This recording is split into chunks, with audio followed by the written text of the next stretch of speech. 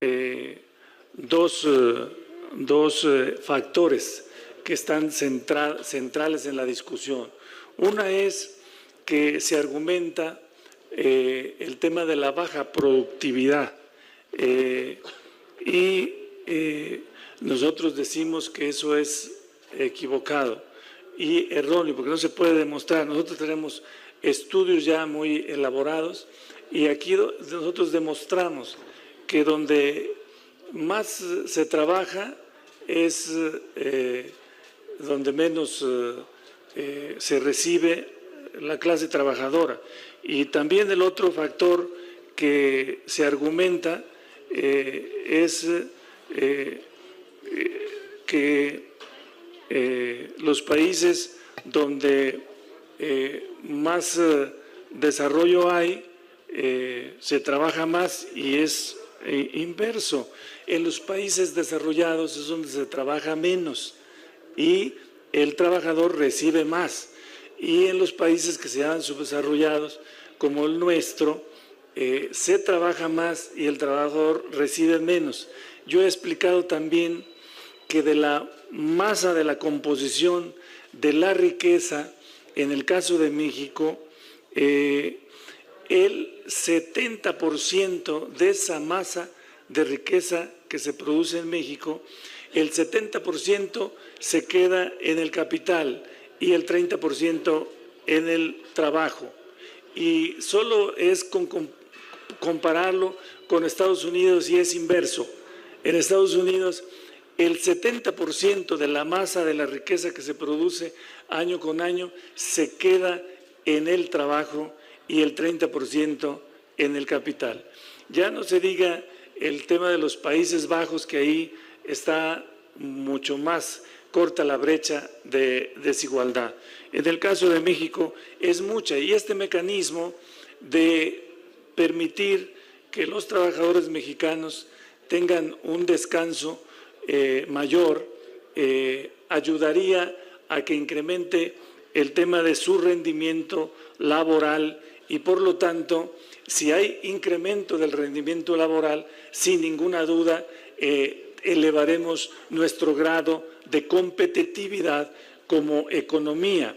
Y por eso sentimos que es necesario que esta iniciativa de nuevo se retome y inicie la discusión en su procedimiento legislativo de nuevo, y estamos convencidos de que la vamos a poder lograr en el marco de la Cuarta Transformación y en el marco de ir mejorando las condiciones laborales de los trabajadores en México. Están conmigo aquí todos los diputados, hemos resuelto como grupo firme. El tema de, estamos realizando estudios que es un poco las críticas que nos hacen en el tema de la baja productividad y por eso también les decimos con toda claridad, estamos haciendo nuestros ejercicios, nuestras valoraciones para ir al tema que nos señalas del asunto de la gradualidad.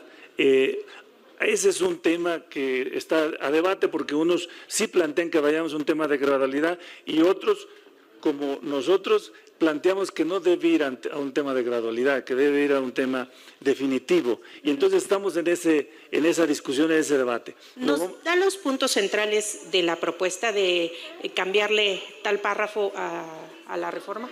Digo, sí, a la ley. Sí, nosotros la van a conocer ahora a plenitud, porque ya las vamos a presentar, pero para nosotros no va en el tema de gradualidad, para nosotros va en el tema definitivo, sin el concepto de gradualidad, porque no tiene sentido ir en esa lógica. En el apartado A y en el apartado B, que también es otra discusión que traemos, porque solo en México existe el apartado B y el apartado A. Es una cosa que se resolvió en términos políticos para poner apartado B, porque si ustedes recuerdan, el grueso de mexicanos sindicalizados están en el apartado B, pero son los trabajadores del Estado. Entonces quisieron separarlos de una sola, digamos, legislación en favor de los trabajadores, y los que están en el apartado B, pues son muy pocos.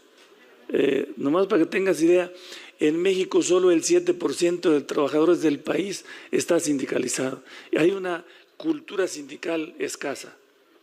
Mira, le voy a leer este pedacito de las reflexiones que hemos hecho para llegar a esta iniciativa en el concepto que nos dicen de la baja productividad o de la productividad. Mira, el tema de la baja productividad, ante una realidad que no concuerda con el argumento de la población poco dispuesta a trabajar, surgió otra tesis para explicar el subdesarrollo, la pobreza y los bajos salarios, los bajos niveles de productividad. Dicho argumento sostiene que los países más pobres deben trabajar más porque son menos productivos.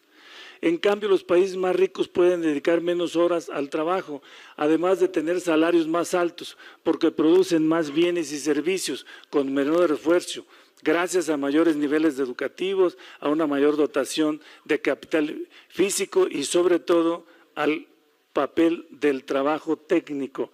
Y aquí nosotros demostramos con toda claridad que eso es falso.